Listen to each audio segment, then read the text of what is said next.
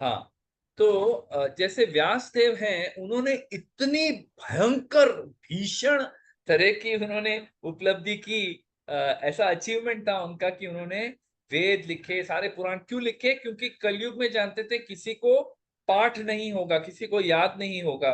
पुराने जमाने में पिछले जो युग थे, उसमें लोगों को स्मरण रहता था, सब याद रहता था, सारे शास्त्र उनको कंठस्थ थे। लेकिन अभी ऐसा नहीं है, इसलिए उन्होंने सब कुछ लिखा। लेकिन इतना सब लिखने के बावजूद, मतलब ऐसा नहीं कि उन्होंने खुद के कुछ खुद का नाम बड़ा करने के लिए लिखा, ऐसा नहीं है। उन्होंने कलयुग के जो पतित लोग हैं उनके फायदे के लिए एक आध्यात्मिक दृष्टिकोण से लिखा। लेकिन फिर भी ये उन्हें ये सफलता पा के भी उनके मन में संतुष्टि नहीं हुई। हाँ, तो ये एक हो गया। दूसरा एक तरह का महान उपलब्धि है, जैसे हम लोग दक्ष प्रजापति का ये सुनते हैं, कथा सुनते हैं श्रीमद् भागवतम में। ये सारे भागवतम के बहुत सारे कहानियां आप लोग को उनमें से ही हम लोग चर्चा करेंगे। जैसे दक्ष प्रजापति, जिनका चौथे स्कंद में, भागवत के चौथे स्कंद में उनका उल्लेख आता है। तो दक्ष प्रजापति का क्या स्टोरी था कि उन्होंने जो यज्ञ किया, इतना महान यज्ञ किया उन्होंने, इतना बड़ा यज्ञ किया कि उस यज्ञ में कौन कौन आया था सोचो आप। उस यज्ञ में सारे के सारे देवी देवता सब वहां पे उपस्थित थे। इसके अलावा उनके पिता ब्रह्मा जी, जो सारे सृष्टि के, मतलब सृष्टि करने वाले व्यक्ति हैं, हाँ, वो थे। शिव जी थे। सारे जो महान ऋषिगण थे, सब लोग इतना महान यज्ञ किया। लेकिन उसका परिणाम क्या हुआ? उसके परिणाम स्वरूप उनको फाइनली एक बकरी का सर मिला। हाँ, मतलब इतना बड़ा यज्ञ किया, मतलब एक तरह से ये महान सफलता है। लेकिन वो यज्ञ करके भी उनको जो है, जो यश, उनको जो यश चाहिए था वो यश नहीं, उपयश मिला उनको। हाँ, तो ये उनके लिए सफलता नहीं हुई। हाँ, फिर हम लोग दूसरा एक ये देखते हैं कि पृथु महाराज, पृथु महाराज की भी कथा चौथे स्कंद में ही आती है। अभी पृथु महाराज जो यज्ञ कर रहे थे, अष्टमेध अश्वमेध यज्ञ कर रहे थे। तो अश्वमेध यज्ञ जो है, ये बहुत ही कठिन यज्ञ है। अभी जैसे कि आप लोग ने सुना होगा महाभारत में जो युधिष्ठिर महाराज ने जो यज्ञ किया, मतलब जिसमें भगवान श्री कृष्ण का उन्होंने सम्मान किया। कोई जानता है वो क्या यज्ञ था? उस यज्ञ का नाम क्या था? Anyone nose? राजसूय। राजसूय।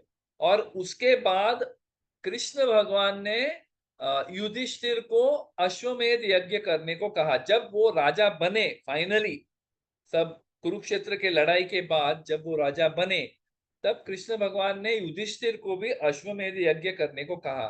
कोई जानता है कि उन्होंने कितने अश्वमेध यज्ञ किए? युधिष्ठिर ने, युधिष्ठिर तो पूरे पूरे संसार का छत्रपति बन चुका था, लेकिन उन्होंने कितने अश्वमेध यज्ञ किए? कोई जानता है? If not wrong, 3। हाँ, 3 किए उन्होंने, एग्जैक्टली। सो उन्होंने सिर्फ 3 अश्वमेध यज्ञ किए। लेकिन उसमें भी इतना कठिन, क्योंकि अश्वमेध यज्ञ करना ये बहुत कठिन कार्य है। क्योंकि आपको वो अश्व पहले तो सब जगह छोड़ना पड़ता है, फिर वो, मतलब अगर कोई उसको हड़प कर ले तो उस राज्य पे आपको, मतलब ये करना पड़े, बहुत कुछ है। फिर वो अश्व को मार के उसको फिर से जिंदा करना पड़े। अश्वमेध यज्ञ मतलब कोई कठिन कार्य है, आसान कार्य नहीं है। और युधिष्ठिर जैसे छत्रपति राजा ने सिर्फ 3 किए। तो पृथु महाराज जो थे, पृथु महाराज ने कितने किए? 99 अश्वमेध यज्ञ किए। और जब वो 100 वाला करने वाले थे, 100 वाला करने वाले थे, तब इंद्र जी ने आके अश्व जो था उसे चुरा लिया। उसके बाद उनके पुत्र वहां पे जो ऋषिगण बैठे थे, देखो अरे वो अश्व लेके जा रहे हैं इंद्र। तो पृथु महाराज के पुत्र जो थे, वो इंद्र के पीछे पड़ गए, वो उनके पीछे भागने लगे और उनके ऊपर आक्रमण कर दिया। जब उन्होंने आक्रमण कर दिया तो इंद्र ने अपना भेष बदल लिया, एक साधु का भेष ले लिया। मतलब एक अलग संप्रदाय जैसा शुरू हो गया, क्योंकि उन्होंने अलग एक साधु का भेष ले लिया। तो जैसे ही उन्होंने साधु का भेष ले लिया, वो अश्व तो वापस लेके आए, लेकिन उन्होंने कभी साधु पे कौन कौन प्रहार कर सकता है, तो वो वापस आ गए अश्व को लेके। फिर से यज्ञ शुरू हो गया, फिर से इंद्र आके अश्व को लेके गायब हो गए, और फिर से उनके पुत्र पीछे गए, उनके फिर से आक्रमण किए, फिर से ऐसे अनेक बार उन्होंने अश्व को चुराया। मतलब अश्वमेध जो 100वां वाला जो अश्वमेध यज्ञ था, उनको वो खत्म करने ही नहीं दे रहे थे। He was not allowing them to complete at all. So अंततः क्या हुआ, ब्रह्मा जी आए, और उन्होंने, और अंत में पृथु महाराज खुद गए। मतलब बहुत हो गया, अभी मैं जाता हूँ अपना मतलब बो एंड एरो लेके गए, इंद्र के ऊपर प्रहार करने ही वाले थे। तब ब्रह्मा जी आए, और ब्रह्मा जी ने उनसे कहा कि भाई अभी आप जाने दो। ये इंद्र जो है, उसके मन में ये डर है कि अगर आपने 100 अश्वमेध यज्ञ कर लिए, तो मतलब वो उनकी जो पोजीशन है, इंद्र की जो पोजीशन है, वो आपको मिल जाएगी। इसीलिए वो इनसिक्योर हैं। तो आपने 99 यज्ञ किए ना, हो गया, अभी आप छोड़ दो, बस हो। अभी आप सोचो, अगर आप पृथु महाराज के जगह पे होते, जो 99 के 100 का प्रण लेके गए थे, 99 कर लिया। जैसे कि एक एक बार ऐसे हुआ था एक टेस्ट मैच में, बहुत साल पहले, 20-25 साल पहले ये हुआ था कि सचिन तेंदुलकर बैटिंग कर रहा था, और सचिन तेंदुलकर ने 194 रन बना लिए थे, 194 रन बना लिए थे। सिर्फ 5-6 रन बाकी थे उनके डबल सेंचुरी के लिए। और तभी कैप्टन ने डिक्लेयर कर दिया कि नहीं, तुम्हारा डबल सेंचुरी नहीं हुआ, कोई बात नहीं, हम लोग अभी डिक्लेयर कर रहे हैं, हमको मैच जीतना है। तो आप सोचो उनके मन में कितनी कठिनाई खड़ी हो रही गई ना। उनको लगा कि अरे 6 रन ही तो थे, मैं बना लेता। सोचो आप अगर बैटिंग कर रहे हैं, 99 तक आ गए, और 1 रन की वजह से आपको मतलब इनिंग से डिक्लेयर कर दिया कि नहीं, आप अभी और बैटिंग नहीं कर सकते, हो गया। कितना कठिन होगा। लेकिन फिर भी पृथु महाराज ने ब्रह्मा जी की बात मानी, और जब उन्होंने बात मानी, उन्होंने हथियार डाल दिया कि चलो ठीक है, 99 तो 99 जितना हो गया। भगवान विष्णु स्वयं उस यज्ञ में आए, उन्होंने, और इंद्र जी भी आए, और उन्होंने भी माफी मांग ली। तो इसके बारे में हम लोग फिर से चर्चा करेंगे एंड में, लेकिन आप ये कथा याद रखिए कि ये भी एक अचीवमेंट है कि 99 अश्वमेध यज्ञ, ये भी एक सफलता है। एक देखा जाए तो मतलब इतना यज्ञ करना कोई मामूली बात नहीं है। फिर इससे भी बड़ा, आप बलि महाराज का जो कथा आता है श्रीमद् भागवत में, भाई बलि महाराज तो अश्वमेध छोड़ो, वो तो 3 जो लोक है, lower planetary system, middle planetary system and upper planetary system, ये जो 3 लोक है, 14 लोक है, उनमें से जो 3 भाग है, इनके वो नाथ बन चुके थे। He was the controller of all 3 planetary systems. मतलब इतने वो शक्तिशाली, इतने मतलब प्रभावशाली बन चुके थे। और मतलब यज्ञ कर रहे थे, जिस यज्ञ से वो कैसे हो गए इतने प्रभावशाली, क्योंकि उन्होंने अपने गुरु की सेवा की, ब्राह्मणों की भयंकर सेवा की उन्होंने। क्योंकि एक बार वो जब लड़ाई कर रहे थे, ये अमृत मंथन के बाद जो लड़ाई हुई थी, उस लड़ाई में सारे राक्षस जो थे मारे गए, और कृपाचार्य ने, शुक्राचार्य जो हैं, जो उनके गुरु थे, उन्होंने फिर से उनको जीवित किया, सारे राक्षसों को फिर से जीवित किया, और उनको मतलब फिर से वो लोग इतने, और फिर उन्होंने इतनी अच्छी तरह से सेवा किया, क्योंकि वो कृतज्ञ थे कि हमको जीवित किया, मृत शरीर से फिर से जीवित किया। तो वो इतने कृतज्ञ थे कि बलि महाराज ने बहुत डट के सेवा की ब्राह्मणों की। उससे इनका इतना तेज बढ़ गया कि उन्होंने सारे संसार पे उन्होंने कंट्रोल ले लिया। अभी इसके बाद वामन देव आते हैं, और वामन देव उनसे 3 कदम, मुझे सिर्फ 3 कदम जितना, मेरे 3, वामन देव जो थे बटू थे, छोटे थे, एकदम छोटे थे कद में। तो उन्होंने कहा कि आपको क्या चाहिए। तो वामन देव ने कहा कि मुझे कुछ नहीं, मुझे बस 3 कदम रखने हैं, बस 3 steps ऑफ लैंड, और कुछ नहीं चाहिए मेरे को, बस। तो जब ऐसा उन्होंने कहा, तभी शुक्राचार्य ने उनको पहले तो इन्होंने हाँ बोल दिया, कि उन्होंने प्रण ले लिया कि यस तथास्तु, मैं आपको 3 स्टेप्स दे दूं। पहले उनको थोड़ा वो हंसते हैं, मतलब ये क्या है, क्या मांग रहे हो आप। मतलब इतना जो तीनों लोगों का स्वामी है, उससे आप सिर्फ 3 कदम मांग रहे हो। मतलब लगता है आपकी थोड़ी इंटेलिजेंस कम है, बट कोई बात नहीं, आपने जो मांगा है मैं दे देता हूँ। तभी शुक्राचार्य ने उनको रोकने का प्रयास किया। उन्होंने कहा कि ये आप क्या कर रहे हो, ये विष्णु है, ये हरि है, ये सब कुछ हर लेंगे। आप इनका इनको जो दिया हुआ वचन है, आप ये वचन तोड़ दो।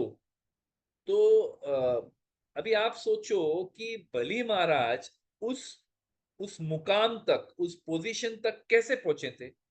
शुक्राचार्य के मदद से, मतलब वो जीवित थे शुक्राचार्य की वजह से, उस मुकाम तक पहुंचे थे शुक्राचार्य की वजह से।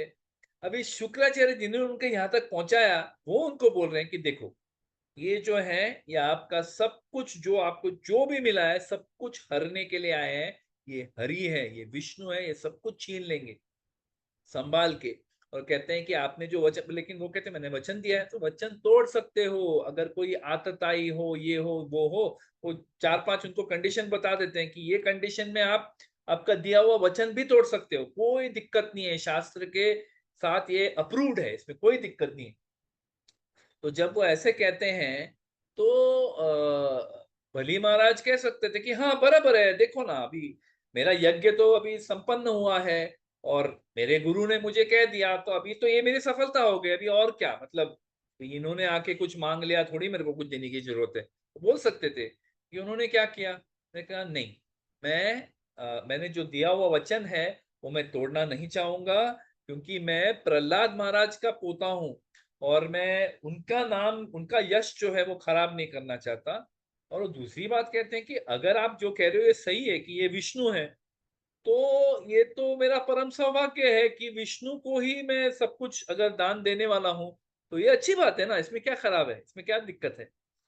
तो शुक्राचार्य जब ये सुनते हैं, वो बहुत ही क्रोधित हो जाते हैं। वो कहते हैं कि नहीं नहीं, ये आप ऐसा मत करो। बोलते हैं नहीं, मैं तो करूंगा। तो उन्होंने कहा कि मैं आपको श्राप देता हूँ कि आपका सब कुछ चला जाएगा, आप पूरे भिखारी बन जाएंगे, ऐसे उनको श्राप देते हैं। लेकिन फिर भी वो अपना वचन जो है तोड़ने को तैयार नहीं होते। तो एक दो पलों में वामन देव जो है वो त्रिविक्रम बन जाते हैं, मतलब वो तीनों लोगों को विक्रम मतलब जीत लेते हैं। वो 2 कदम में वो lower middle and upper planetary system सब कवर कर लेते हैं। बोलते हैं कि अभी मैंने सब कुछ कवर कर लिया, मेरा तीसरा कदम कहाँ रखूं? तो वो क्या कहते हैं, तीसरा कदम मेरे सर पे रखो। तो अभी आप देखिए, एक तरह से उनकी सफलता ये थी कि उन्होंने तीनों लोगों पे एक कंट्रोल हासिल कर लिया था, ये एक सफलता हुई। दूसरी सफलता ये हुई कि उन्होंने अपने गुरु का जो आदेश था उसका उल्लंघन किया। क्यों? क्योंकि वो चाहते थे कि अगर ये भगवान है तो भगवान को मुझे दान देना चाहिए। और तीसरी उनकी सफलता ये थी, एक तरह से कह सकते हैं ये इनकी हार थी, कि उनके सर पे तीसरा कदम, मतलब कितना इंसल्टिंग है, अगर सबके सामने, जो सारे लोग आपके फॉलोअर्स हैं उनके सामने, अगर आपको किसी ने बोल दिया कि मैं आपके सर पे मेरा पैर रखूंगा, और वो पैर रखूंगा और सबके सामने रखूंगा, और सब लोग फोटो ले रहे हैं, अपना फोन निकाल निकाल के फोटो ले रहे हैं, तो कितना उसमें इंसल्ट होगा। लेकिन उन्होंने ये किया, है ना।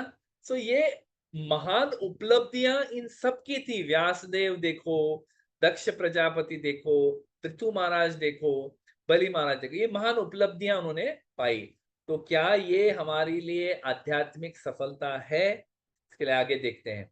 अच्छा, दूसरा एक एक और तरीका है सफलता, मतलब उसका मापदंड जो कहते हैं, जिसमें हमें भगवान का साक्षात दर्शन मिल जाए। क्या आप में से कोई चाहता है कि भगवान का दर्शन मिल जाए?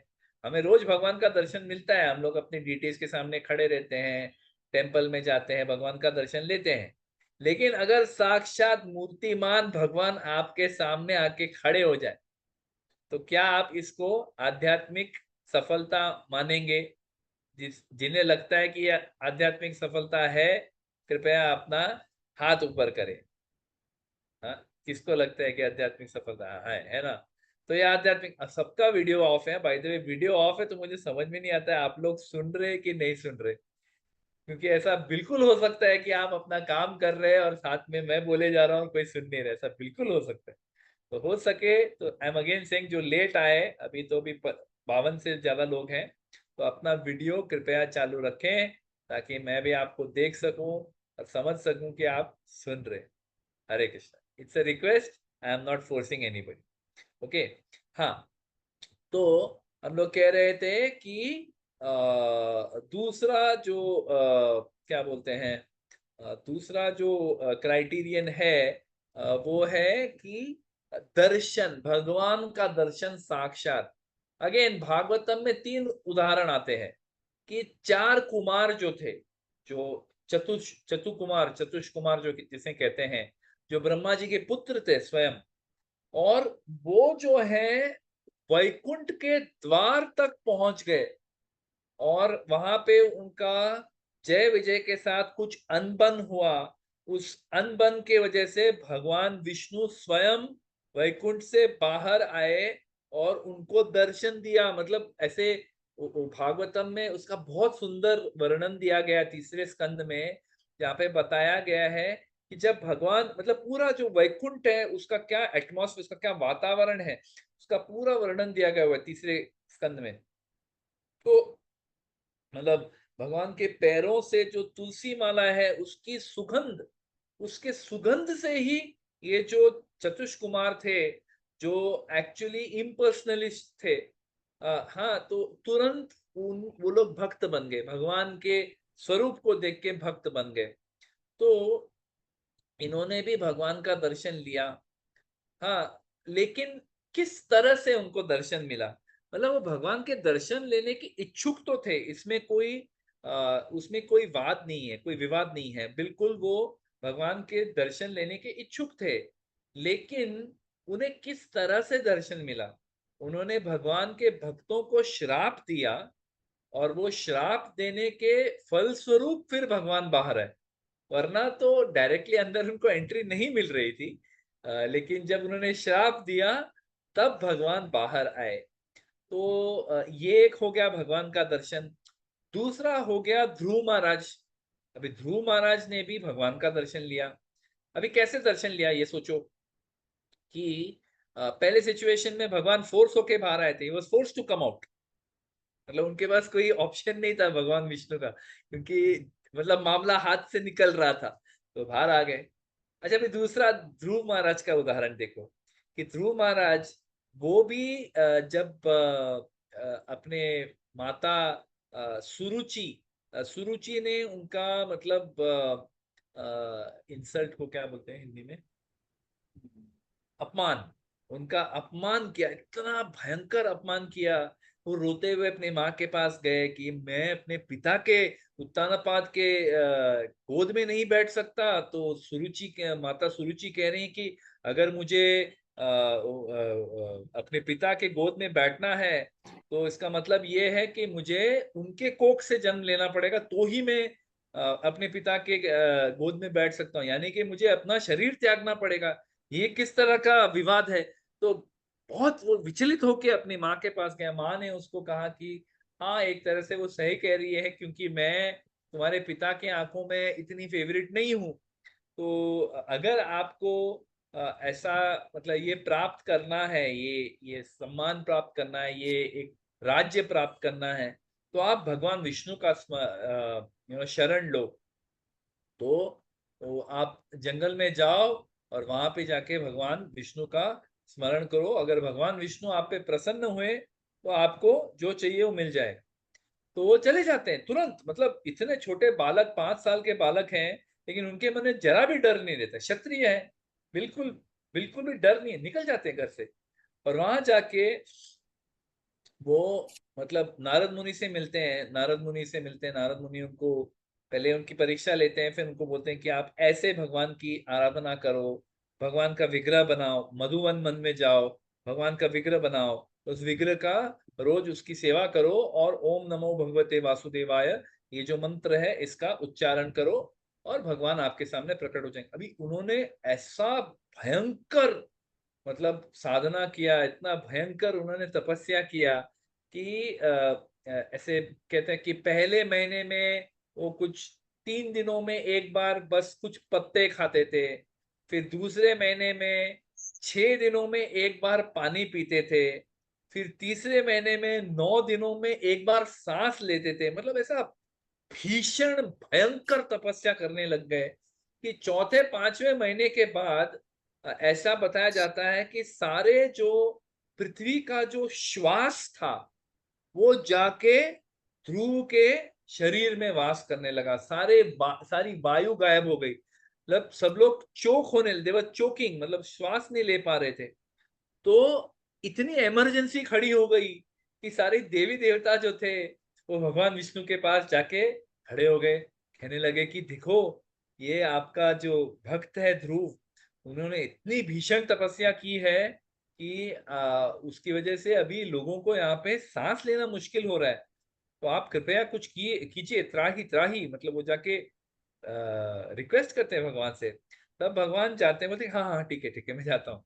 तो भगवान जाके ध्रुव महाराज के सामने खड़े हो जाते हैं। तो ध्रुव महाराज अपने हृदय में भगवान को उन्होंने ऐसा बसा लिया है, उसके ऊपर ध्यान कर रहे हैं, लेकिन अचानक वो गायब हो जाते हैं, अपने हृदय से उनको दिखते नहीं है। तो आंख खोलते तो सामने भगवान खड़े हुए हैं।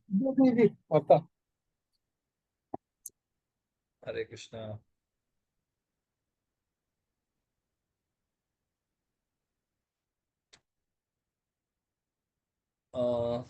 I'll just make someone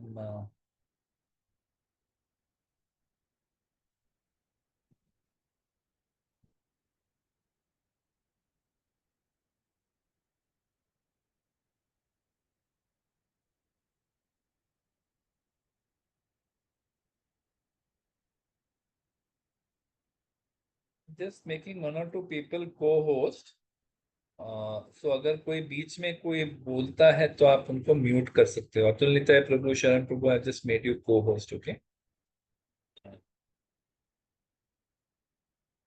Unless you can just quickly do it to somebody. Narayan Prabhu आपको भी बना लीजिए। हाँ। तो मैं क्या कह रहा था? हाँ, कि ध्रुव महाराज के सामने भी फिर से इमरजेंसी सिचुएशन में ही भगवान को वहां पे प्रकट होना पड़ा। तो दर्शन तो मिल गए, लेकिन दूसरी बार फिर से इमरजेंसी सिचुएशन में।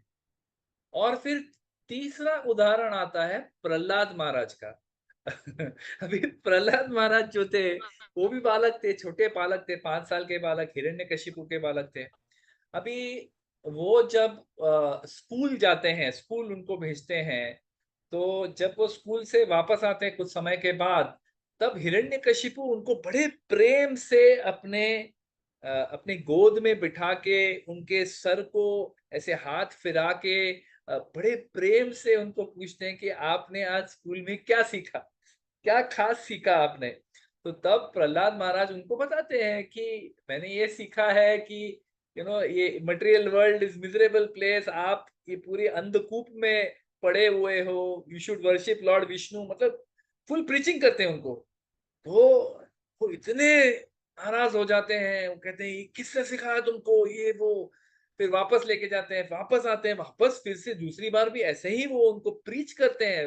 ही प्रीचेस प्योर डिवोशनल सर्विस, श्रवणम कीर्तनम विष्णु, पूरा उनको full 9 process of devotional service पूरा उनको समझा देते हैं। हिरण्यकशिपु इतने क्रोधित हो जाते हैं, फिर उनको कहते हैं इनको मार डालो, मेरा पुत्र ही नहीं है ये, मतलब एक एक सांप की तरह है, इसको मार दो।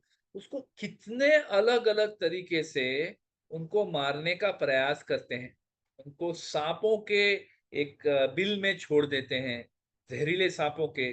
उनको अग्नि के अंदर डाल देते हैं, उनको पानी के अंदर डाल देते हैं, उनको पर्वत से फेंकते हैं, उनको भाले और तलवारों से मारने का कितने अलग अलग तरीकों से। छोटा बालक, आप सोचो 5 साल का बालक, अगर इसको ऐसा टॉर्चर किया जाए मारने के लिए, कितना उनको ट्रॉमा होगा। लेकिन क्योंकि प्रहलाद महाराज इतने शुद्ध भक्त थे, पूरी तरह से स्मरण करते जा रहे थे भगवान विष्णु का, तो उनको इससे कोई फर्क नहीं पड़ता, कोई परिणाम ही नहीं हो रहा था उनके ऊपर। लेकिन अंत में जब हिरण्यकशिपु ने तलवार उठाई कि मैं खुद तुम्हें मारूंगा, बाकी कोई मार नहीं पा रहा है, मतलब मैं ही तुमको मारूंगा, और उन्होंने कहा कि देखते तुम्हें कौन बचा सकता है, कौन तुम्हें बचाने आता है, अभी तुम्हारे भगवान आ सकते तुम्हारे बचाने के लिए, कहाँ है तुम्हारे भगवान? तो कहा, भगवान सब जगह है, सब जगह है, सब जगह इस पिलर में भी है। बोला हाँ इस पिलर में भी है।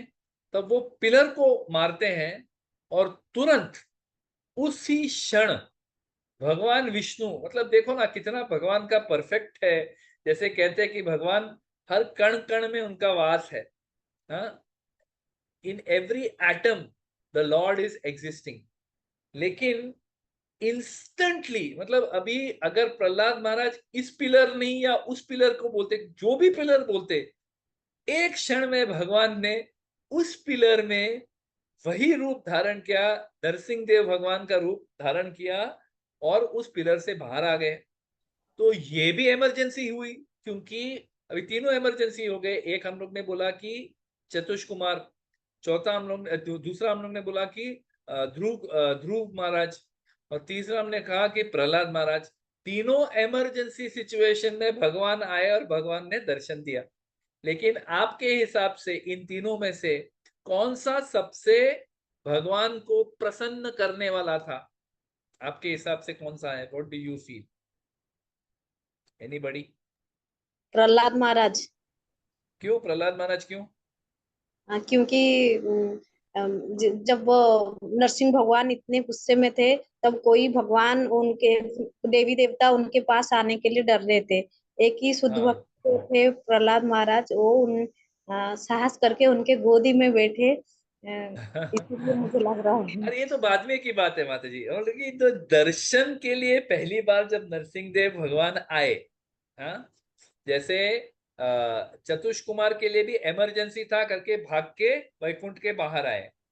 फिर ध्रुव महाराज के लिए भी इमरजेंसी था क्योंकि लोग सांस नहीं ले पा रहे थे। और तीसरा प्रहलाद महाराज का इमरजेंसी था क्योंकि हिरण्यकशिपु उनका अंत करने का, मतलब तलवार लेके तैयार था। हाँ, तो तीनों सिचुएशन में भगवान इमरजेंसी में आए।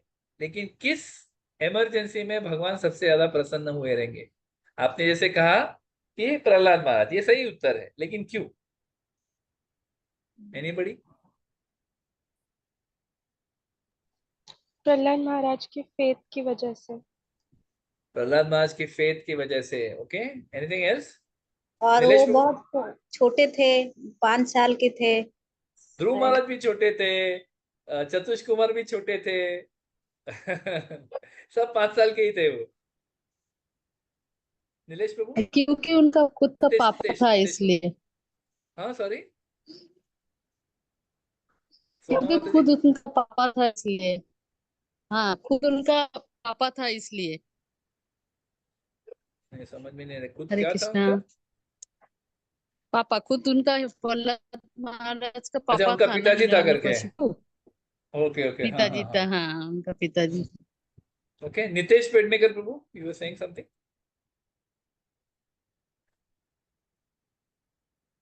You raised your hand, Nitesh Prabhu. बात सर्च मंजुष? करने के लिए। हेलो। हाँ हरे हाँ, बोलो कृष्णा प्रभु। प्रभु। यस। एक भक्त की बात सर्च करने के लिए भगवान वहां पे प्रकट हो जाते हैं, और बाकी बाकी इसमें आ, विपदा आ रही थी भक्त के कारण, दूसरे के लिए विपदा आ रही थी, उनको बचाने के लिए उसके लिए आए यहाँ पे। भक्त की बात को ये डायरेक्ट सही। भक्त को ही बचाने के लिए आ गए, डायरेक्ट भक्त को ही बचाने के लिए आ गए। Okay, very good. मंजुषा माता जी?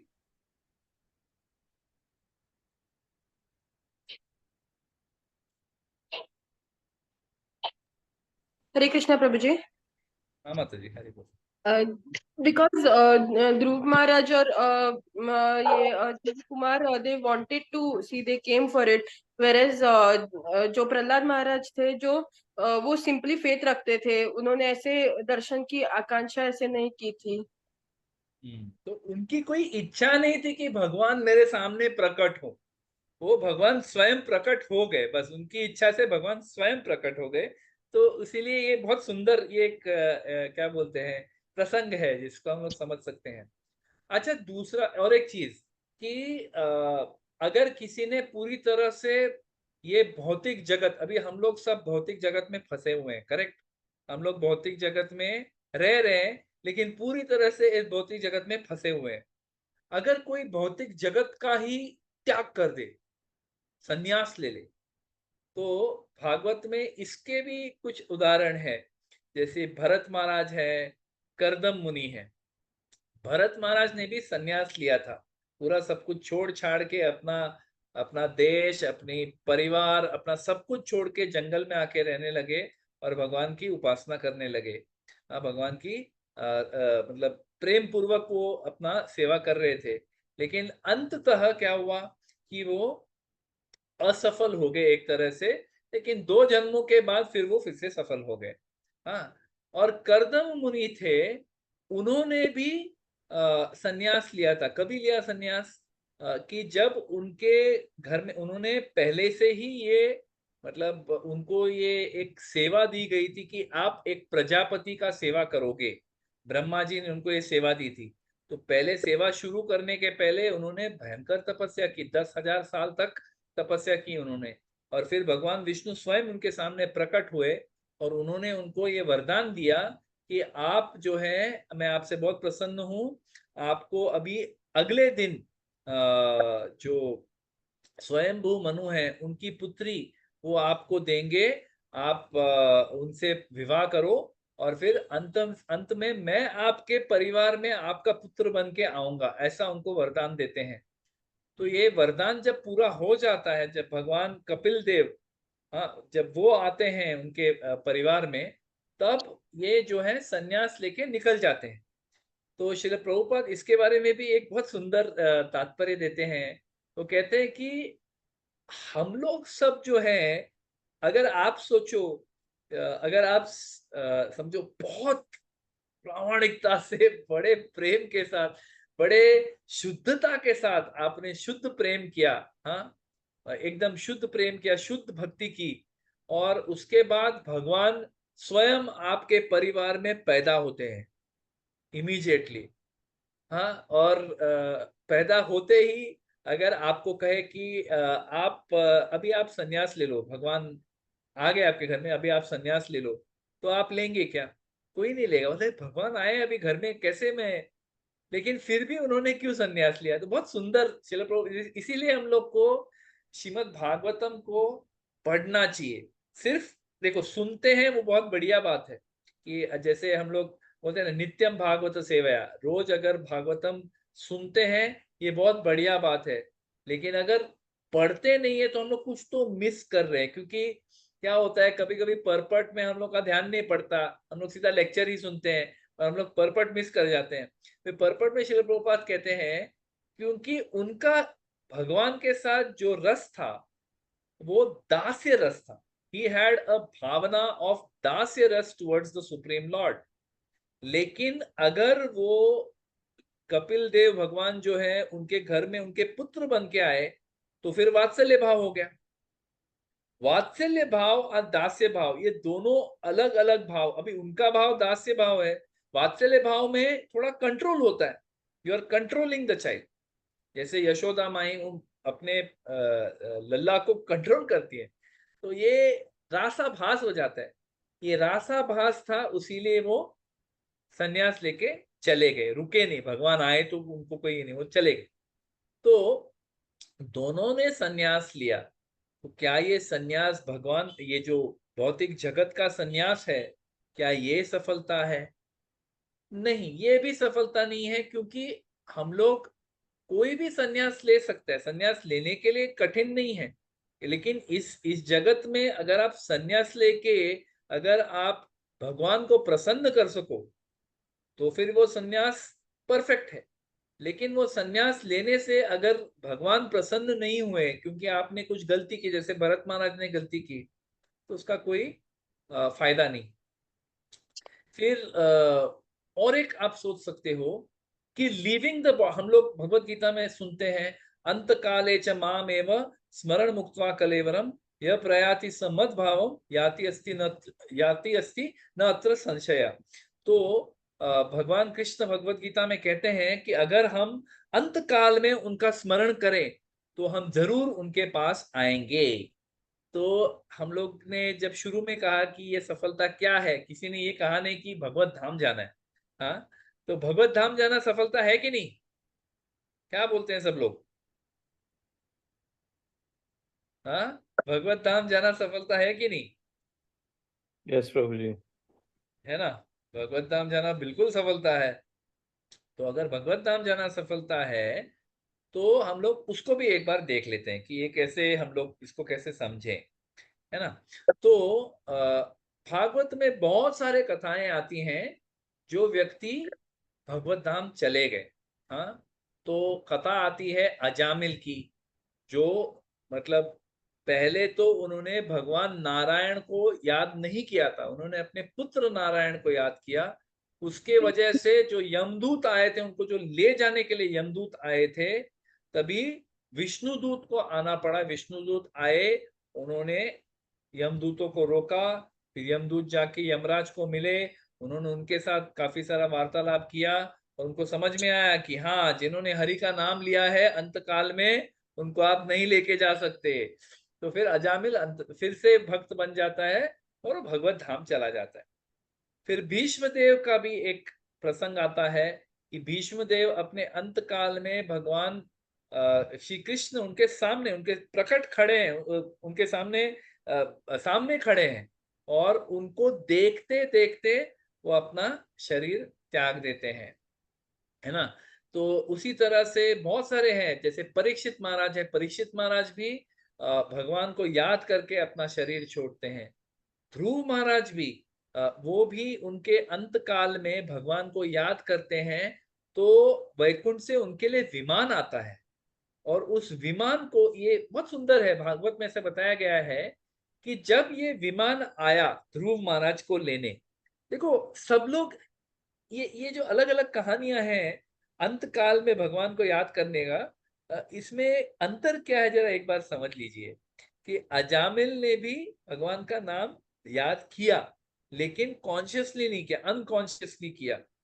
सो while the Lord sent his servants, he sent Vishnu दूतास टू सेव, उनका बचाव करने के लिए उन्होंने विष्णुदूत भेजे, लेकिन क्या इससे भगवान प्रसन्न हुए? उनको एक और चांस दिया गया, इसलिए वो किताब का नाम जो शिल प्रभुपाद ने लिखा, सेकंड चांस, उनको और एक मौका दिया गया कि चलो ठीक है, अपने आप को अभी सुधार लो, है ना? तो अजामिल था, भीष्म थे, परीक्षित, भीष्म परीक्षित को तो मतलब it is, they are both pure devotees, तो कोई प्रॉब्लम नहीं है। ध्रुव महाराज का प्रसंग बहुत सुंदर है, क्योंकि इससे हम लोग कुछ एक सीख सकते हैं। भीष्म ने कैसे अपना पूरा जीवन का जो भी उनका जो ड्यूटीज था वो सब खत्म करके, युधिष्ठिर महाराज को अच्छे से कन्विंस करके, उसके बाद उन्होंने सब खत्म किया, सब सारे अपने मैटर खत्म किए, और पूरी तरह से अपने आंख जो है भगवान के ऊपर केंद्रित किए और अपना शरीर त्याग दिया। परीक्षित महाराज ने भी भगवान को याद करके अपना शरीर त्याग दिया। अभी ध्रुव महाराज का जो प्रसंग है बहुत सुंदर है, क्योंकि इस प्रसंग में ध्रुव महाराज, जब वो वैकुंठ विमान आया, वही ध्रुव महाराज ऑलरेडी अपना राज्य छोड़ चुके थे, he had already left his राज्य, एंड वो वन में रह रहे थे सब साधुओं के साथ। अभी जब वैकुंठ विमान उनको लेने आया, तो वो सब साधुओं को बोल सकते थे ओके टाटा, मैं I am going back to godhead, आपको थोड़े टाइम के बाद मिलूंगा वो ऐसे बोल के जा सकता था। लेकिन उन्होंने क्या किया, उन्होंने पहला स्नान किया, सारे जो साधु गण थे उनके ब्लेसिंग्स लिए, उनका मतलब पूरी तरह से उनके ब्लेसिंग्स लिए, और फिर अपने माँ के बारे में, अपनी माँ सुनीति के बारे में सोचा, उनके बारे में पूछा। तब जो वैकुंठ विमान आया था उसमें जो विष्णु बैठे थे, उन्होंने बताया देखो दूसरे वैकुंठ विमान में आपकी माँ जा रही है। तब वो जाके उस रथ पे चढ़े। तो भगवान को अंत समय में याद करना, लेकिन उसमें भी देखो कितना फिनेस है, कितना, कितनी बारीकी है इन बातों में। श्रीमद् भागवतम में कितने अलग अलग फ्लेवर दिए गए हैं कि भगवान को याद करके अपना जीवन सफल करना, इसमें भी कितनी बारीकी है।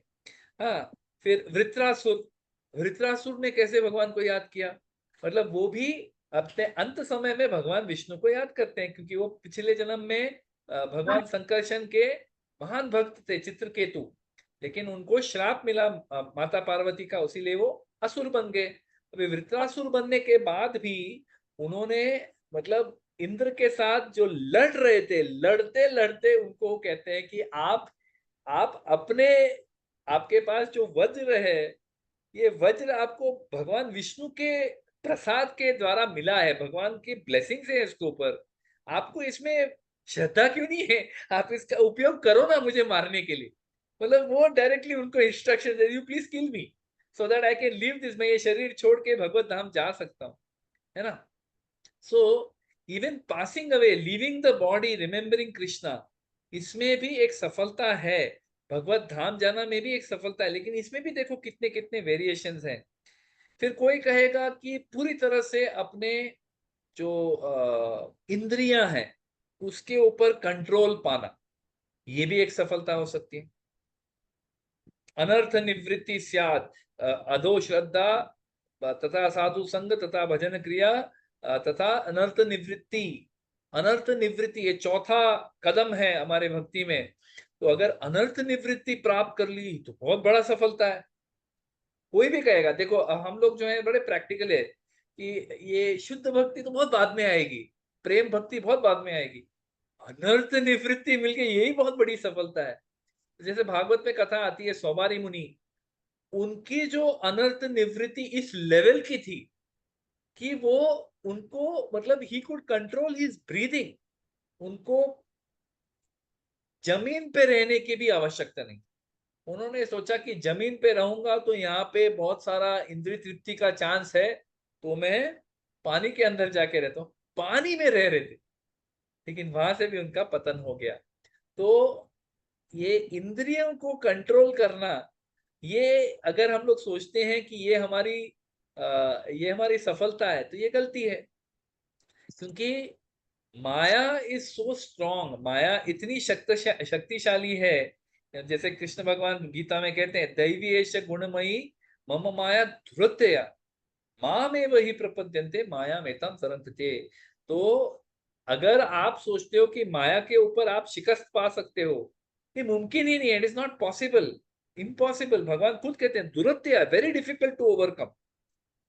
लेकिन माम एव ही प्रपद्यन्ते माया मेताम तरंतिते। सौबारी मुनि ने क्या गलती किया? एक तो क्या उन्होंने अपने इंद्रियों पे वश कर लिया था, लेकिन उनको उसका एक गुरूर था, एक प्राइड था, उसकी वजह से उन्होंने गरुड़ जी को श्राप दिया। गरुड़ जी तो भगवान के डायरेक्ट सेवक हैं। तो मतलब माम एव ही प्रपद्यन्ते तो छोड़ दो, जिन्होंने प्रपद्यन्ते किया उनका उन्होंने अपराध कर दिया, तो उनका उसकी वजह से पतन हो गया। लेकिन दूसरा उदाहरण आता है भागवतम में, इंद्रियों के ऊपर वश करना। वश नहीं, जो अम्बरीश महाराज है, उन्होंने क्या किया, अपने सारी इंद्रियों को उन्होंने भगवान के सेवा में लगा दिया। तो ये भी एक तरह का सफलता है कि हम अपने इंद्रियों को भगवान की सेवा में लगाएं। अच्छा, भगवान के लिए कोई सेवा करना, doing some service for Krishna, directly, if you are serving the Lord, is that success? Is that real success in bhakti, in spiritual life? तो जैसे यशोदा माई है दामोदर लीला में, वो भी भगवान की सेवा कर रहे हैं। जैसे दामोदर लीला में हम लोग सुनते हैं कि यशोदा माई जो थी, वो ऐसे, वो चरनी को क्या बोलते हैं, विलोना, अच्छा मंथन। मंथन मंथन मंथन, हाँ मंथन, वो मंथन मंथन कर रही थी, हाँ, ताकि उससे दही का मंथन कर रही थी, जिससे वो माखन बन सके, माखन से फिर घी बन सके, भगवान कृष्ण को वो सब दे सके। तो और भगवान की कीर्तन करते करते वो ये सेवा कर रही थी। She was trying to serve Krishna only. तभी कृष्ण भगवान आते हैं, कहते हैं माता यशोदा मुझे भूख लगी है, आप मुझे अपना दूध पिलाओ। तो यशोदा माँ अपनी गोद में उनको रख के अपना दूध पिलाने लगती हैं। लेकिन फिर उनको ये स्मरण आता है कि मैंने वहां पे जो पद्मगंधा गायों का जो बहुत ही खास दूध जो है, जो स्पेशली कृष्ण के लिए बनाया है, मतलब वो पद्मगंधा गाय जो है, उनका दूध अमृत जैसा मीठा रहता है। तो ये दूध जो है मेरे मेरे लल्ला को जरूर मुझे पिलाना चाहिए। वो उसीलिए वो बड़े मेहनत से वो पद्मगंधा का दूध वो प्राप्त करती है। तो वो अग्नि पे चढ़ाया हुआ रहता है, तो वो दिखते है कि वो अभी वो उबलने वाला है। तो वो कृष्ण भगवान को नीचे रखती है और भाग के जाती है कि रुको जरा मैं आती हूँ, और वो दूध को संभालने जाती है। अभी कृष्ण भगवान ये देख के वो इतने मतलब उतावले हो जाते हैं कि ये क्या है, अरे उस दूध की वजह से आप मुझे नीचे छोड़ रहे हो, ये क्या लॉजिक है, ये कहाँ का लॉजिक है। हाँ, you are serving me directly, आप डायरेक्ट मेरी सेवा कर रहे हो, और ये इनडायरेक्ट सेवा की ये दूध मेरे लिए है, ये इनडायरेक्ट सेवा है, डायरेक्टली मेरी सेवा कर रहे हो, वो छोड़ के आप कुछ और चीज कर रहे हो। हाँ, तो एक पल के लिए भगवान जो थे यशोदा माई से भी अप्रसन्न हो गए, he became angry with her, और फिर वो तोड़ फोड़ करके फिर वो आगे जो हुआ दामोदर लीला हम लोग जानते हैं। तो भगवान की सेवा में भी हम लोग को समझना चाहिए, भगवान की डायरेक्ट सेवा कर रही है सफलता है। अभी जैसे हम लोग रोज अपने अपने इन हाथों को हम लोग भगवान की सेवा में कैसे यूज करते हैं। कोई अगर विग्रह की सेवा कर रहे हैं तो विग्रह की सेवा, वरना विग्रह की घर में विग्रह नहीं है तो भी हम लोग जो अपना बीड बैग के अंदर हाथ डाल के हम लोग जो हरे कृष्णा कृष्णा कृष्णा हरे हरे, हरे राम राम राम हरे हरे, भगवान का नाम का हम लोग जाप करते हैं। ये भी we are directly engaging our senses, our sense of touch in Krishna service, भगवान कृष्ण की सेवा में। किसी कोई कोई डिवोटीज कहते हैं जैसे कि we should consider like the beads to be the lotus feet of Krishna and we are massaging the lotus feet of Krishna. किसी आचार्य ने ऐसा भी एक इसका इंटरप्रिटेशन दिया है। जो भी है, we are using our senses in service of Krishna, directly serving Krishna. हाँ, तो हमें भी यशोदा माई जैसे, जैसे यशोदा माई सेवा कर रही थी तो उनको अचानक कुछ और सेवा याद आ गया, तो उन्होंने क्या किया, कृष्ण भगवान को नीचे रख दिया और वो भाग के गई, फिर कृष्णा ने सब कुछ तहस नहस कर दिया उसके बाद। उसी तरह से हम लोग भी जब जपा कर रहे होते हैं, हाथ बीड बैग के अंदर है, हरे कृष्णा कृष्णा कृष्णा हरे हरे, हरे राम राम राम हरे हरे, तो हमें भी बड़ा संभाल के रहना चाहिए कि बाबा अपना फीडबैक नीचे मत रखो। कोई फोन आ गया या फोन देखना है या कुछ ये करना है वो करना है, तो कोई भी चीज हो, आपका जपा माला एटलीस्ट आपका राउंड कंप्लीट करके फिर नीचे रखो। हाँ, बीच में रख देंगे तो पता नहीं भगवान हमारे जीवन में क्या तहस नहस कर देंगे। तो सेवा जो है, ये जो सेवा भाव है, हाँ, ये बहुत महत्वपूर्ण है। अगर हमें भगवान कृष्ण के लिए डायरेक्ट सेवा करने का ऐसा अवसर मिले, ये chanting is direct service to Krishna. If you're getting opportunity to serve Krishna, you should be very careful that we don't displease him while doing that service. तो सेवा करते करते वो हम लोग अगर भगवान को अप्रसन्न करते हैं तो इसमें क्या लाभ हो, कोई लाभ नहीं। जैसे वो ब्राह्मण पत्नियों का जो प्रसंग आता है, जिसमें बताया जाता है कि जो ब्राह्मण थे, कृष्ण भगवान कृष्ण बलराम जी जो अपने गोप मित्रों के साथ वहां पे उस जगह पे थे, तो उनको अचानक सो गोप थे, गोपगण थे, उनको बहुत भूख लगने लगी, उनको बहुत भूख लगी है। तो कृष्ण बलराम के पास गए कि हे कृष्ण, हे बलराम, हमारे लिए कुछ कीजिए, कुछ प्रबंध कीजिए, हमें बहुत भूख लगी है। तो कृष्ण बलराम ने कहा कि आप जो है,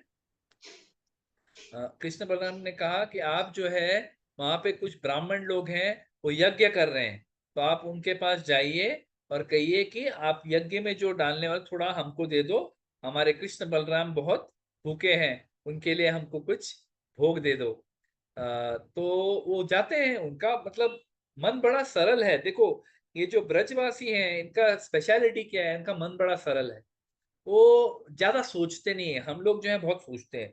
अगर हमको कोई कुछ बोले, हम बोले मैं क्यों जाऊं, तुम जाओ, तुम्हें खाना है तो तुम जाओ, मैं क्यों जाऊं, नहीं नहीं ये ब्राह्मण हमको नहीं देंगे, हम नहीं जाएंगे। नहीं, वो मन बड़ा सरल है, कृष्ण ने कहा है तो चलो जाओ, तो जाते हैं वो लोग। और फिर वो ब्राह्मण उनको ऐसे हकल देते हैं, हट, को कुछ नहीं मिलेगा, जाओ ऐसे, भगा देते हैं। तो बड़े निराश होके वो लोग वापस आते हैं कृष्ण बलराम के पास कि देखो कैसे उन्होंने हमारी निंदा की, कैसे हमको हमारा अपमान करके हमको वापस भेज दिया। तो कृष्ण भगवान ने कहा कि आप एक काम करो, ये जो ब्राह्मण हैं, उनकी पत्नियां, जो ब्राह्मण पत्नियां हैं, वो लोग भोग बना रहे हैं, आप उनके पास जाओ और उनसे कहो कि कृष्ण बलराम को भूख लगी है, वो जरूर आपको देंगे। तो अब उनके मन में आता है कि अरे लेकिन पिछली बार, इसे आप चिंता मत करो, आप जाओ। वो जाते हैं। और फिर ये ब्राह्मण पत्नी जो है, वो लोग जैसे ही सुनते हैं कि हाँ अच्छा, कृष्ण बलराम उनको भूख लगी है, जरूर जरूर, तो पूरा सब जो यज्ञ के लिए जो भी भोग बनाया सब उनको देते, लेके जाओ सब लेके जाओ। और वो फिर जाके कृष्ण से भी वो कहते हैं कि हमें भी इन ब्राह्मणों के साथ रहने में कोई इच्छा नहीं है, हम आपके शरण में आते हैं। तो वो कृष्ण भगवान उनको कहते हैं कि नहीं, आप ना वापस जाओ, go back to your family, क्योंकि that is what I want you to do that, you go back. तो वो जो ब्राह्मण पत्नी है, उनको वो बहुत विचलित हो जाते हैं, क्योंकि उनको लगता है कि अरे हम तो भगवान के शरण में आए हैं, हम आपकी सेवा करना चाहते हैं। लेकिन वो कहते हैं कि नहीं, आप अपने पतियों की सेवा करो। वो कहते हैं वो हमें अभी स्वीकार ही नहीं करेंगे। बोलते आप वो चिंता मत करो, आपको जरूर स्वीकार करेंगे।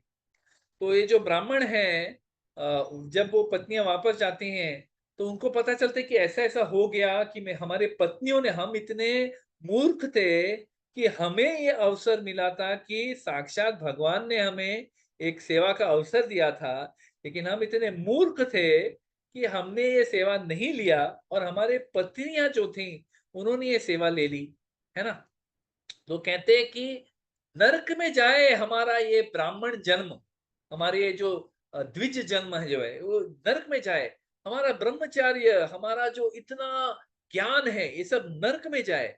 वो कहते हैं हमारा जो महान कुल है, हमारे जो यज्ञ करने की जो क्षमता है, ये सब नरक में जाए। ये सब फालतू चीज है। क्यों? क्योंकि हम लोग भगवान श्री कृष्ण के लिए ईर्ष्या दिखा रहे थे।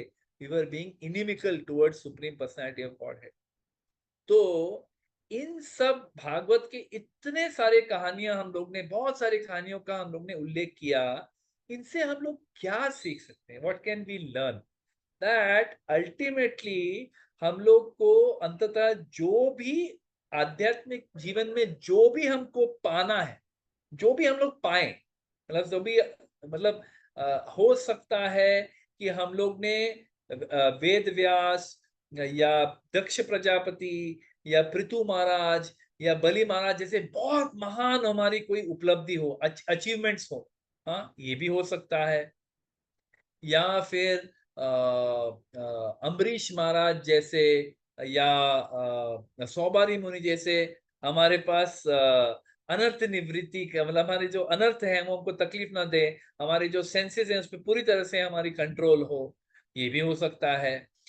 हमें कोई सेवा मिल सकती है, हमें भक्ति में कोई पोजीशन मिल सकती है। कभी कभी लोग ये गलत फहमी में रहते हैं कि इस्कॉन में आए, हमको कोई पोजीशन मिल गई, अरे मैं इस प्रोग्राम का संचालक बन गया, मैनेजर बन गया, अरे मैं प्रचारक बन गया, अभी सब मेरी बात सुनेंगे, अरे मैं मेंटर बन गया, अरे मैं काउंसलर बन गया, अरे मैं गुरु बन गया, अरे मैं इस टेम्पल का प्रेसिडेंट, सेंटर का प्रेसिडेंट बन गया।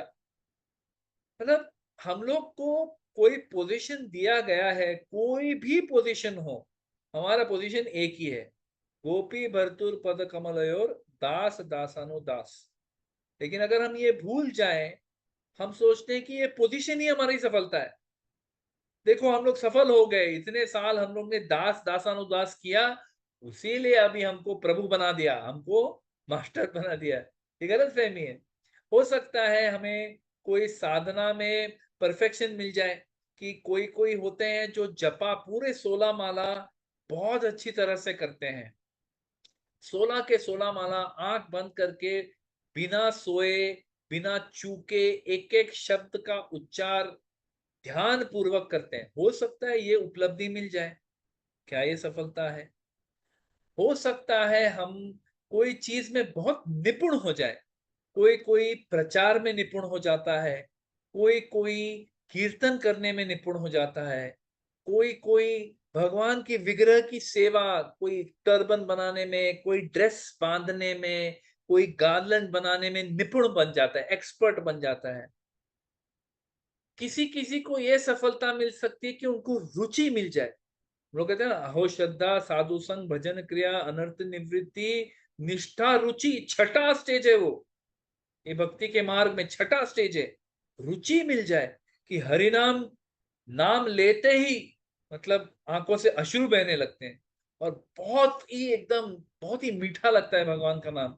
कीर्तन में रुचि आ गया, श्रीमद् भागवत पढ़ने सुनने में रुचि आ गई, भक्तों की सेवा करने में रुचि आ गई, ये भी एक तरह का सफलता है। अच्छा, हमें ये सब से कोई मतलब नहीं है, हम सिर्फ भक्तों के लिए हैं यहाँ पे। अगर किसी भक्त ने, महान भक्त ने आपकी प्रशंसा की, ये सफलता नहीं हुई, ये भी सफलता है। हाँ, इवन भगवान श्री कृष्ण को अंत काल में याद करना, याद किया, ये कुछ भी चीज हम लोग पा सकते हैं अपने जीवन में, कि इंद्रियों के ऊपर कंट्रोल, सेवा, पोजीशन, साधना में परफेक्शन, निपुणता, रुचि, भक्तों से प्रशंसा, भगवान को याद करना अंत काल में, ये कुछ भी चीज हम लोग पा सकते हैं। लेकिन अगर ये पा के भगवान अगर प्रसन्न नहीं हुए तो ये सफलता को कोई मतलब है? अभी आप सोचो, जैसे सौबारी मुनि, उन्होंने अपने इंद्रियों पे वश कर लिया था, लेकिन उन्होंने भगवान को अप्रसन्न किया। हाँ, बहुत सारे लोग जो है भक्ति में आके कोई पोजीशन को प्राप्त कर लेते हैं, और वो पोजीशन को प्राप्त करते वो सेवा भाव भूल जाते हैं। वो प्रभुता का एक एक उनके उनके बर्ताव में एक प्रभुता आ जाती है, एक मास्टर जैसा बिहेव करने लगते हैं। तो क्या ये भगवान को प्रसन्न करेगा? नहीं। हाँ, अगर आप साधना बहुत अच्छे तरह से कर रहे हो, लेकिन उसकी वजह से आपके मन में एक तरह का अभिमान पैदा हो जाता है कि देखो मैं कैसे जपा करता हूँ, कोई आस पास नहीं आता है, बाकी लोग जपा करने टाइम सोते हैं, मैं जाग के अच्छे से स्पष्टता से जपा कर रहा हूँ। अगर आपको ये कहते हुए, सोचते हुए मन में, अगर आपके मन में अभिमान है, क्या ये परफेक्ट साधना, क्या ये भगवान को प्रसन्न करेगा? नहीं। अगर आपको भगवान ने अपनी कृपा से आपको रुचि दे दी, लेकिन उस रुचि से भी आप मतलब आप एक एक तरह से अभिमानी बन गए कि देखो मुझे है taste for hearing Bhagavatam, I have taste for serving Vaishnavas, I love serving Vaishnavas and I like how I serve, nobody else serves, because I have taste for serving. Again, this is not pleasing, Krishna is not pleased. अगर किसी devotee ने आपको प्रशंसा की, अगर आप सोचते हो कि देखो ऐसा मैं अभी अराइव्ड, मैं जिंदगी में अराइव हो गया मेरा, हाँ, तो ये सारे जो उपलब्धियां हैं, सारे जो अचीवमेंट्स हैं, सारे जो सफलताएं हैं, इनका केंद्र बिंदु क्या है? इनका केंद्र बिंदु ये है कि समसिद्धिर हरितोषणम।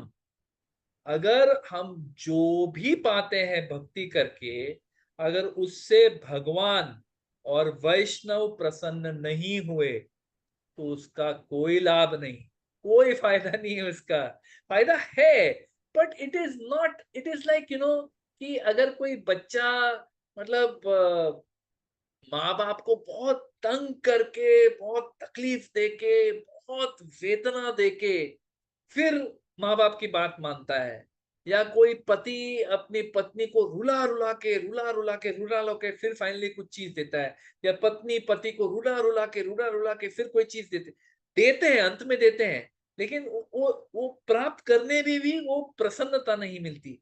उसी तरह से अगर हमारे मन में अभिमान है, अगर हमारे मन में अहंकार है कि हम लोग देखो कितने महान भक्त हो गए, देखो कहाँ पहुंच गए, हम लोग कहाँ से शुरू किया था कहाँ पहुंच गए, अगर ये अभिमान हमारे मन में है तो हमारी सेवा, हमारी साधना, हमारी तपस्या, ये कोई चीज भगवान को प्रसन्न नहीं करते। तो फिर आपकी सफलता का कोई मतलब ही नहीं है, doesn't matter that you are successful. लेकिन अगर हमने भक्ति में पूरी अच्छी तरह से हमने प्रयास किया, बहुत अच्छी से, as I said, even if you remember Krishna at time of death, but you have not been sincere all your life, suppose ये चलिए, ये भी एक important point है, ये भी मैं बोलना भूल गया। अगर जिंदगी भर आपने भक्ति प्रामाणिकता से नहीं किया, मतलब आपने जी भर के गलतियां की, जानबूझ के गलतियां की, आपने कभी प्रामाणिकता से भक्ति की ही नहीं। लेकिन अंत समय में आपको याद आया, अरे बहुत लेक्चर सुने हैं, अंत काले च माम एव, तो आपने कृष्ण भगवान को याद कर लिया। अभी भगवान आ जाएंगे आपको लेने के लिए, लेकिन क्या भगवान आपसे प्रसन्न होंगे?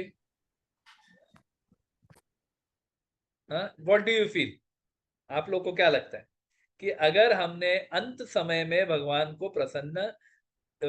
को याद कर लिया और भगवान हमारे सामने आए, लेकिन जीवन भर हम लोग ने भगवान को प्रामाणिकता से कंसिस्टेंटली, जो इसे कहते हैं कंसिस्टेंटली प्रामाणिकता से हमने सेवा नहीं की है, तो जब भगवान आएंगे भी अंत काल में, क्या वो हमसे प्रसन्न होंगे?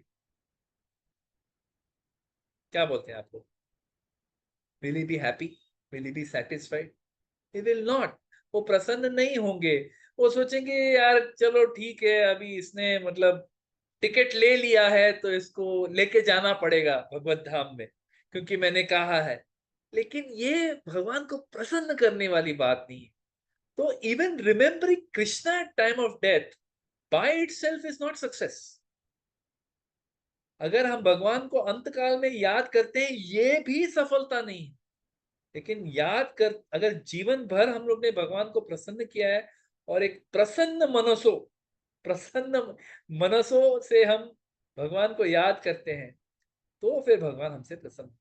लेकिन अगर हमने भक्ति जीवन भर किया, लेकिन दूसरों के भक्तों के एक नजरिए से हम लोग असफल हुए, जैसे कि सेंसेस पे कंट्रोल नहीं पा पाए, कोई खास सेवा कर ही नहीं पाए, जिंदगी भर इतने बिजी थे या तो हेल्थ खराब था, कोई खास सेवा कर ही नहीं पाए।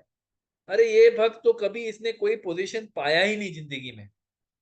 हाँ, इसकी साधना हमेशा एंड तक इम्परफेक्ट रही, कोई चीज में ये निपुण नहीं है, इसे कोई भक्ति की कोई रुचि नहीं है, इसकी कभी किसी ने प्रशंसा नहीं की है, ये जरूर भगवान को अंत में याद नहीं कर पाएगा। लेकिन प्रामाणिकता से व्यक्ति ने एकदम सिंसियरली भक्ति की है, अंत में बाहरी नजरिए से अगर वो असफल भी हुए, लेकिन अगर भगवान श्री कृष्ण उनके कर्म से, उनकी सेवा से, उनकी भक्ति से प्रसन्न हुए, तो फिर वो असफलता का कोई मतलब नहीं है। जो आप सेवा कर रहे हो बराबर नहीं कर पा रहे हो, कोई बात नहीं। If you are doing with a sincere heart to please Krishna, Krishna is please. जैसे कि हम लोग उदाहरण देखते हैं श्री चैतन्य चरितामृत में, इसे बताया जाता है साउथ इंडिया टूर में भगवान चैतन्य महाप्रभु श्रीरंगम में गए थे। वहां पे वो ब्राह्मण से मिलते हैं, वो ब्राह्मण सुशिक्षित नहीं होता है, तो उसे भगवत गीता बराबर से पढ़ना आता नहीं है, लेकिन उनके गुरु ने उनको आदेश दिया है कि आप भगवत गीता पढ़ो। रोज भगवत गीता पढ़ते हैं, सब लोग उनको हंसते हैं देखो कैसे पढ़ रहे हैं, एक श्लोक पढ़ना आता नहीं है, सब उनका मजाक उड़ाते हैं। लेकिन फिर भी वो अपने गुरु का आदेश पालने के लिए रोज भगवत गीता पढ़ते हैं और उनकी आंखों से अश्रु बहते हैं। तो चैतन्य महाप्रभु पूछते हैं कि आपको पढ़ना आ नहीं रहा तो आप क्यों पढ़ रहे हो? कहते कि नहीं, मेरे गुरु ने मेरे को ये आदेश दिया है, इसीलिए मैं पढ़ रहा हूँ। मैं जानता हूँ मुझे बराबर से पढ़ना आता नहीं, इसलिए सब लोग मेरे पे हंस रहे हैं, लेकिन जो आदेश दिया है, गुरु का आदेश तो पालन करना पड़ेगा। तो ये सुन के भगवान चैतन्य महाप्रभु बहुत प्रसन्न होते हैं। फिर उनको पूछे ये तो ठीक है, लेकिन आप रो क्यों रहे हो, आपके आंखों से अश्रु क्यों बह रहे?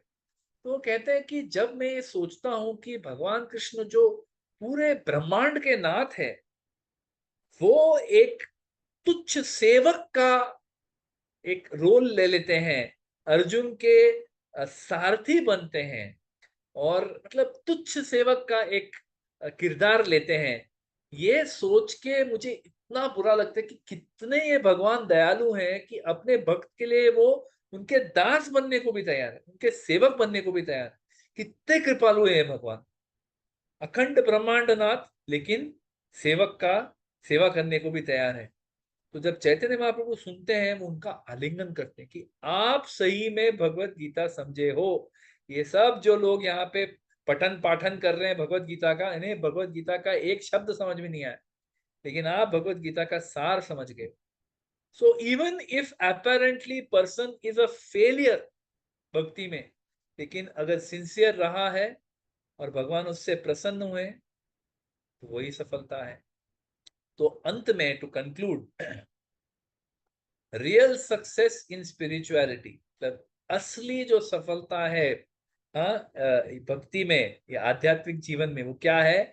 वो एक ऐसे जीवन को जीना है जिसमें हम लोग भक्ति के जो अचीवमेंट्स है, जो उपलब्धियां हैं, उससे हम लोग आकर्षित ना हो, उससे हम लोग विचलित भी ना हो। Don't be attracted, don't be distracted by the attainments of भक्ति।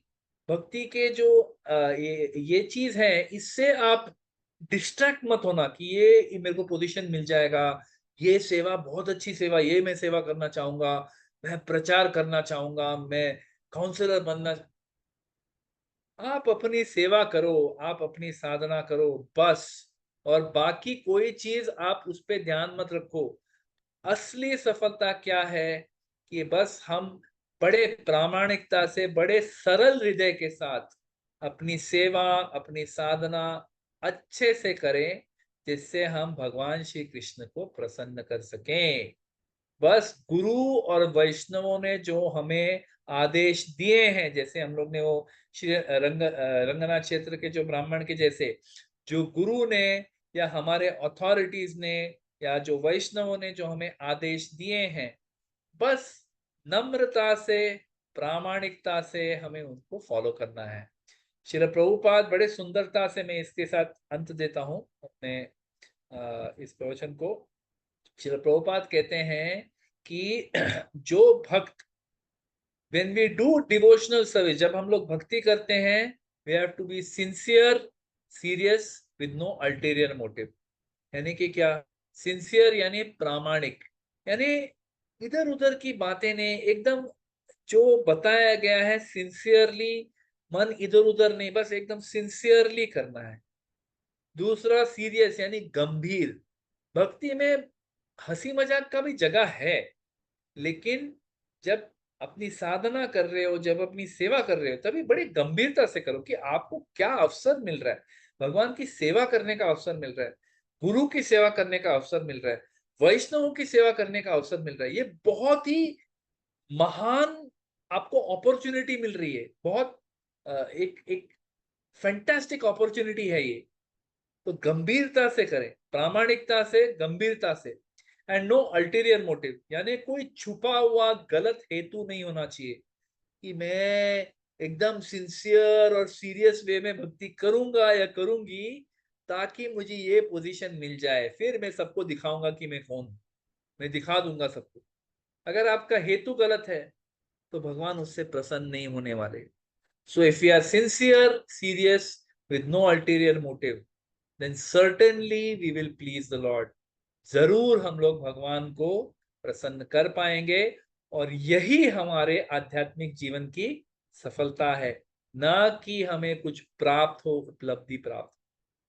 तो इसी के साथ I'd like to end my talk।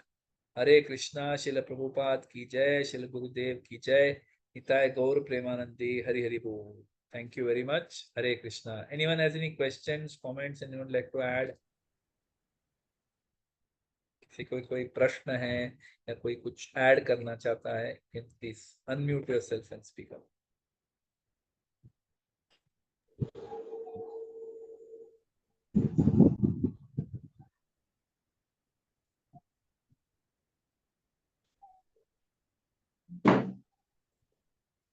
हरे कृष्णा।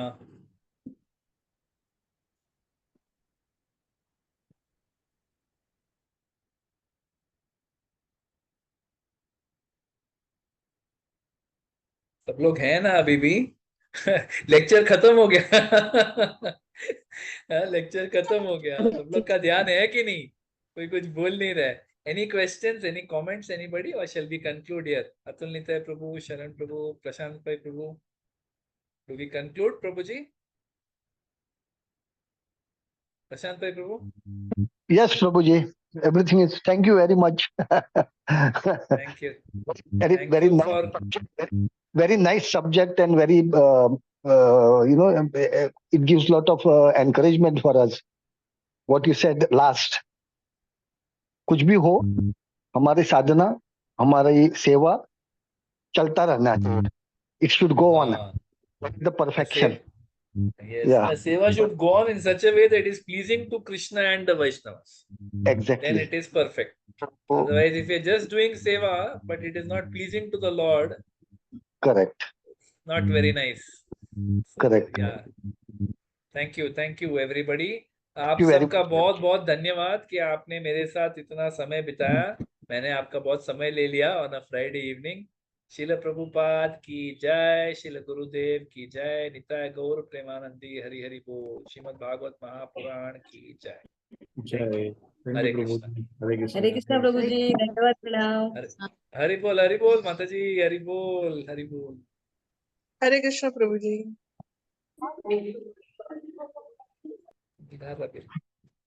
हरे कृष्ण प्रभु जी, दंडवत प्रणाम. हरि बोल प्रभु जी, हरि बोल.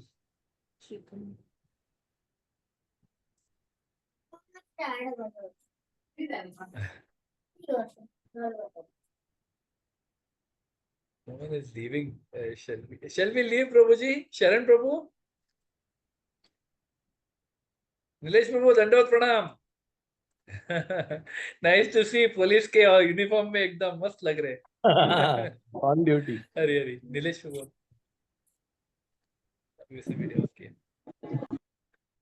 Thank you everyone. I'll end the class here. I'll end the recording also. Thank you. Hari Bol.